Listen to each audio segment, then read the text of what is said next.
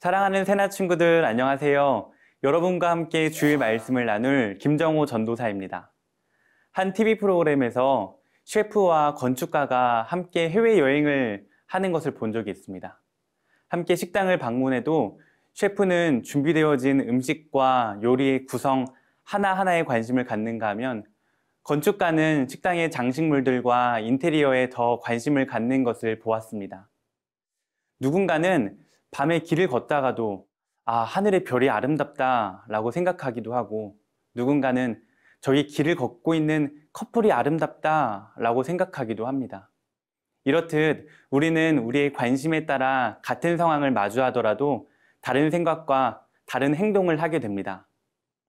오늘 본문에서 예수님은 영원한 것과 그렇지 않은 것 중 어디에 관심을 둘 것인지를 물으십니다. 여러분의 관심은 어디에 있나요? 오늘의 주제는 나의 관심사는입니다. 오늘의 말씀은 누가복음 12장 13절에서 21절입니다. 사람들 중에서 어떤 사람이 예수께 말했습니다. 선생님, 제 형제에게 유산을 저와 나누라고 말씀해 주십시오. 예수께서 대답하셨습니다. 이 사람아, 누가 나를 너희 재판관이나 분배인으로 세웠느냐? 그러고는 사람들에게 말씀하셨습니다.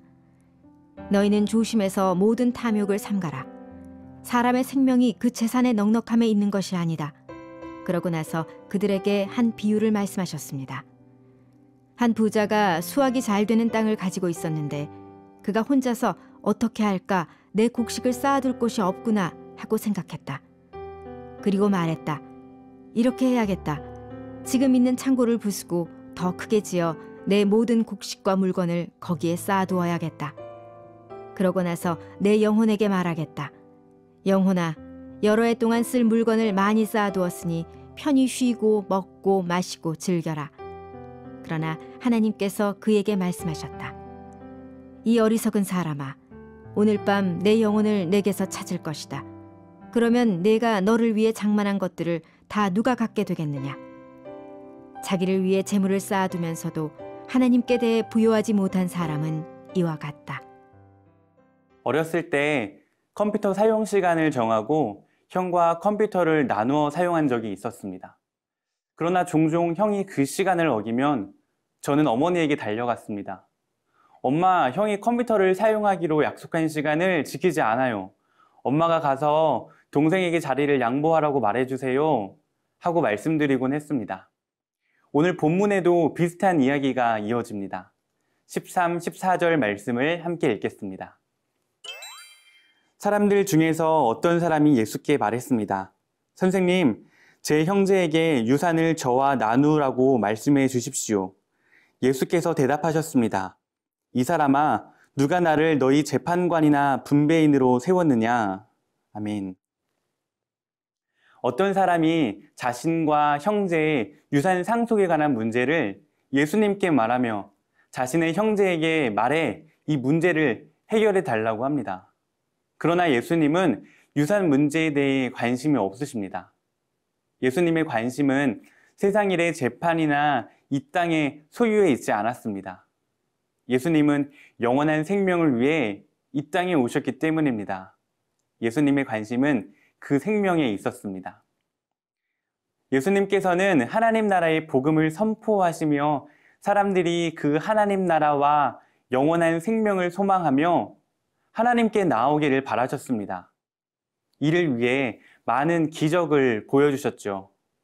그러나 어떤 사람들은 예수님께 나오면서도 영원한 삶을 소망하기보다 잠깐 있다가 사라질 이 땅의 것에 더욱 관심을 두었습니다. 예수님의 가르침과 기적과 권위를 보며 하나님 나라를 바라보는 것이 아니라 이 땅에서의 삶을 바라보았습니다. 지금도 마찬가지입니다. 우리는 종종 영원한 생명이 아니라 이 땅에서 잘 되는 것을 위해 주님 앞에 나아가기도 합니다. 돈을 더 많이 벌고, 더 좋은 지위에 올라가고, 더 높은 성적을 내고, 좋은 대학을 가고, 더 많은 힘을 소유하는 것이 주님을 찾는 목적이 될 때가 있습니다.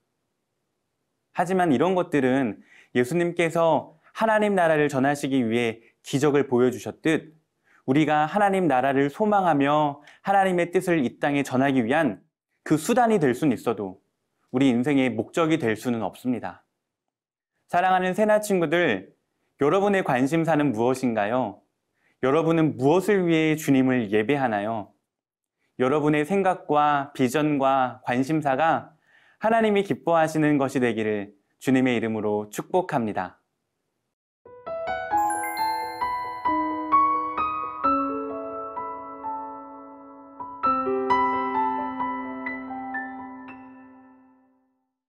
예수님께서는 우리가 왜 영원한 삶에 소망을 두어야 하는지 어리석은 부자의 비유를 통해 말씀하십니다. 한 부자가 그의 밭에서 많은 곡식을 거두었습니다.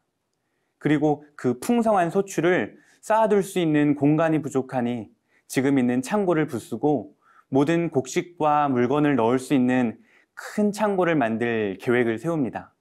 그리고 이렇게 말합니다. 19절 말씀을 읽겠습니다. 그러고 나서 내 영혼에게 말하겠다. 영혼아, 여러 해 동안 쓸 물건을 많이 쌓아두었으니 편히 쉬고 먹고 마시고 즐겨라. 그는 자신의 계획에 매우 흡족해합니다. 그리고 앞으로 편안하게 먹고 마시며 살 생각에 행복해합니다. 자신의 미래 또한 그 재물과 함께 행복할 것이라고 생각을 합니다. 그러나 이 부자가 놓친 것이 한 가지 있습니다. 그것은 인생의 주인이신 하나님께서 그날 밤 그의 영혼을 찾으실 수도 있다는 것입니다. 많은 재물도 생명이 있어야 누릴 수 있습니다. 곳간의 곡식이 아무리 많다고 해도 하나님께서 그 생명을 거두어 가시면 그 곡식은 아무런 의미가 없게 됩니다.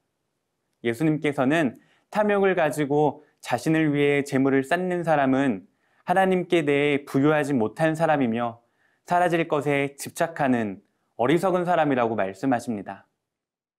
많은 사람들이 건강을 잃고 나면 건강이 최고라고 말합니다. 하지만 그때는 이미 늦습니다. 영원한 생명을 소유하지 못하고 죽으면 영원히 그 영생을 얻지 못한 것을 후회할 것입니다. 하지만 그때는 이미 늦습니다. 사랑하는 새나 친구들, 여러분은 영원한 것과 영원하지 않은 것 중 어디에 관심을 두고 있나요?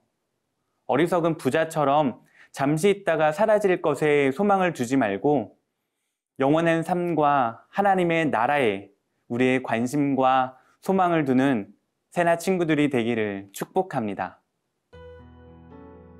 사랑의 하나님, 우리에게 하나님의 나라의 복음을 알게 하시고 영원한 생명을 주시니 감사합니다.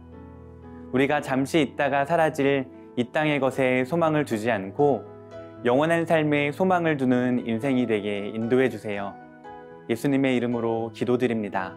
아멘.